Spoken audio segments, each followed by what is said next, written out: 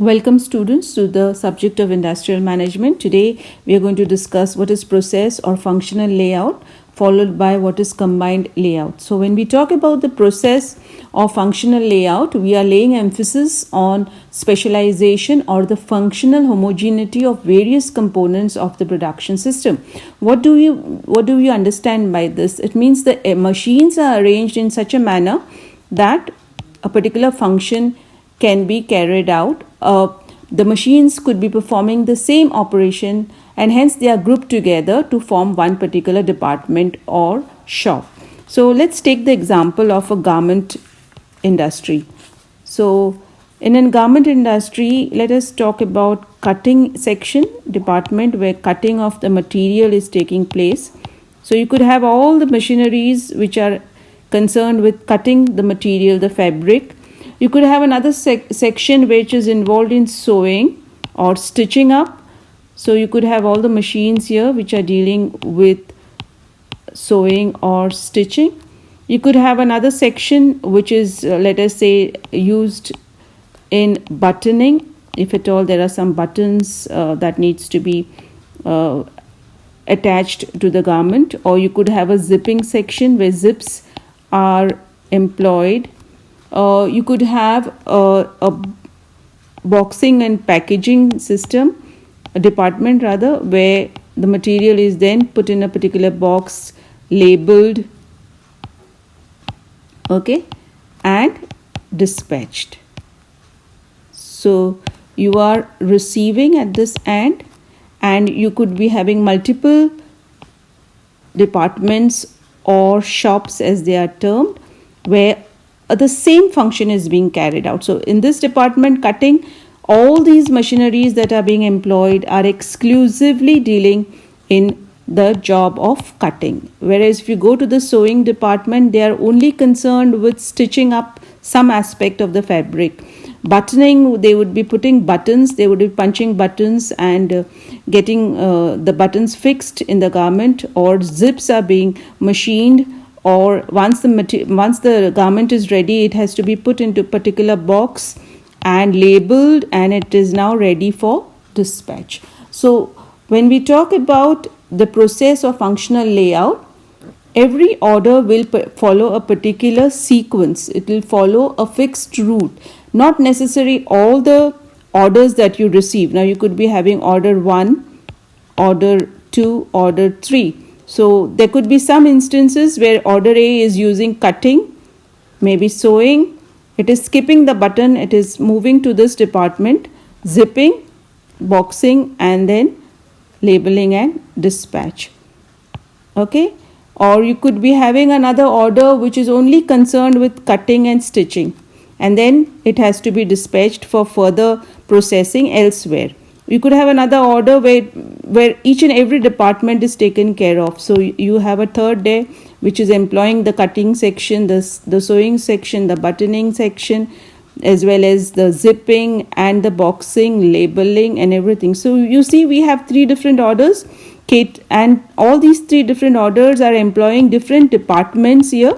They could be employing all the departments, or they could be employing a portion of the departments based on the type of order that is being received. So there is a lot of flexibility here. So when we talk about process or functional layout, the focus is on the process. The focus is on the functional aspect of the production system.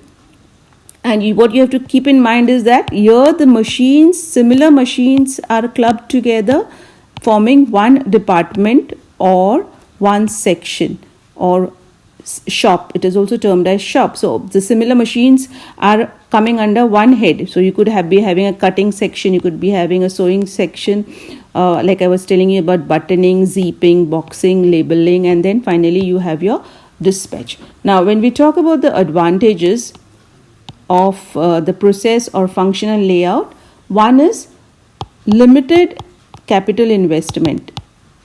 In what sense is this? You could start with just 2 machines to begin with. So you don't need a huge capital. You could start with just 1 or 2 machines, and over a span of time you could keep on adding the machinery. If your business is doing extremely well, you could go on adding the machinery. So the initial capital investment at least is relatively low. Next is it is flexible. What do you understand by flexible? You can adjust as per the orders. So one order may require use of only one or two machines, or if the order is very huge and large, then all the machines can be employed. So this method of production is very flexible in nature, where there is plenty of scope for adjustment and changes depending upon the design of the product, the size of the product, the type of raw material. Somebody may be using cotton fabric, somebody else may want silk fabric, and so on and so forth. So there is a lot of flexibility involved. Third point is talking about optimum utilization of machinery is happening. So each machine that is being employed, you will not go in for a third machinery unless there is an actual need. So you're going to make the best use of the existing machinery. So there is a good optimum utilization of machinery is happening. Next is breakdown. If at all there is of one machine, you could always employ the next machine. So it is not unlike the product layout, where if there is a breakdown on one machine, the entire production system comes to a halt. That is not the case here. You still have additional machines there placed which can be employed and which can take the load of the machine that has broken down. So this is a real good advantage of the process layout. Then it facilitates training. There is plenty of scope for training of people, because workers can be trained, because there are plenty of machines here. You can learn by observation, by working as an apprentice, and get the required training to work in a particular department. You could also have efficient supervision taking place because of each of the various departments. Classification of these departments will help you take good advantage of the work that is being carried out by effective supervision. So these are some of the advantages that we talked about. So here the last point we talked about is supervision, and also scope for expansion. You could add on machines as and when required. So some of the advantages is the initial capital investment is low, because you could start with just one or two machines to begin with, and with time you could then keep on adding additional machines. It is very flexible because each order can be catered to. So you could be using various materials. You could be using different machines. You could be using different methods. You could be employing certain departments. So there is a lot of flexibility involved in this layout. Then there is optimum utilization of machinery is happening. Whichever machine you are having, you're going to make best use of it. And if the demand increases, maybe you could add some more machines. So each machinery is well utilized. Then in the event of breakdown, the entire production system does not come to a close. So if one particular machine breaks down, you could still be employing the other machines to carry out the work. So unlike the product layout, where one machine leads to a total halt of the production system, here in this particular layout, it is advantageous, because a particular breakdown of one machinery will not impact the performance of other machinery. The system is also very open to training, is very conducive for training workers and giving them the best orientation required to carry out a particular job. Supervision is also very exclusively carried out in each department, so that work is carried out effectively, and there is always scope for expansion. This system is basically interested in expanding growth and progress. So there is plenty of scope to expand. Now, what are the limitations of process layout? The limitation is that we need to have more space, floor space.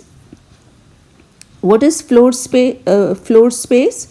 You need to have a large area to accommodate various sections, to accommodate various departments, to accommodate various types of machineries. So a lot of floor space is required. Let me clear these points so that I can make place for the disadvantages. So one is in terms of the disadvantages. We are discussing the disadvantages now.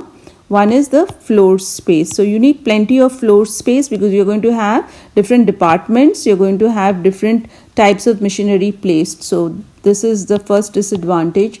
Next, more production time is required. More production time is if one department, because material moves from this department to another department and then to another department and so on. So it normally takes a longer time as compared to a product layout where the work is continuous. Here, the output of this department will be input of this department. Output of this department would be input of this department. So there is going to be some time lost in material handling, storing, inspection, etc. Next is work in progress. So every department will have its work in progress. This one department is not giving rise to the final product. So it is not input and then output, the final output. So each department will have its own work in progress, which will serve as an input for the next department. So there is a lot of work in progress to be handled. Next is increase in clerical work. Each department is expected to check, supervise the functioning of each machinery and the person behind the machine, how effective and efficient is the person, how much material has been fed into the machines, and what is the work in progress. So records of each department has to be maintained, which is quite tedious. As a result, supervision work is also comparatively higher, because here you would require supervisor. Here you'd in each department probably taking care of all the machineries. So supervision, monitoring could be a disadvantage here in this particular type of layout. Next is you need to have extensive production planning and control. So in case of product layout, the machines are placed in a straight line and things can be worked out easily. Now here you have to do an very meticulous, proper production planning and control. So what is going to feed this division, this department, what is going to be the scene here and so on. So every department has to be worked out. Every department details have to be worked out in terms of targets, in terms of money, output and so on. Next is you need skilled people. You cannot just employ anybody and hope that they will pick up the job. That is not happening. So you need to have people who are well skilled and they are good in their jobs. So having skilled experts working in the department is very important.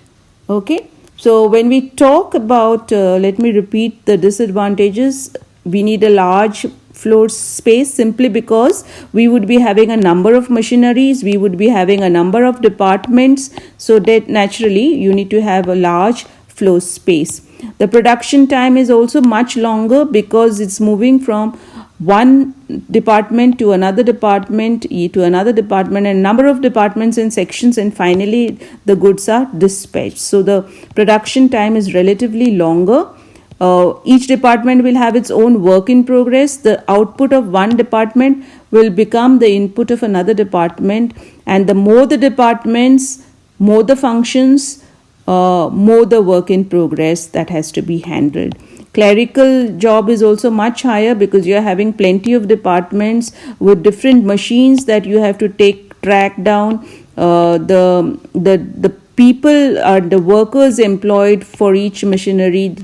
All these things have to be worked out well in advance. So the clerical job increases. So also in case of supervision as well, each department will have different supervisors. So again, in terms of supervision also, it turns out to be a disadvantage, and then it demands production planning and control. So right from what sort of goods that you are intending to produce, the pricing, the design, the resources, all these aspects you have to plan well in advance, and you also need to take good control When we use the word control, it means we need to identify whether we are moving towards our targets, or if at all there are any deviations.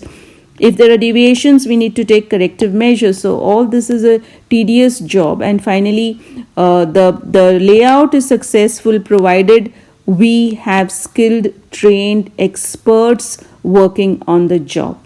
So this is all about the process or functional layout. Now, coming to combined layout, when we talk about combined layout, keep in mind that the combined layout is a sum total of product layout and process layout. So we have discussed what is product layout with the advantages and disadvantages. We also talked about the process layout in terms of advantages and disadvantages. It's very rare that you will come across units which are exclusively dealing only in product layout or only in process layout.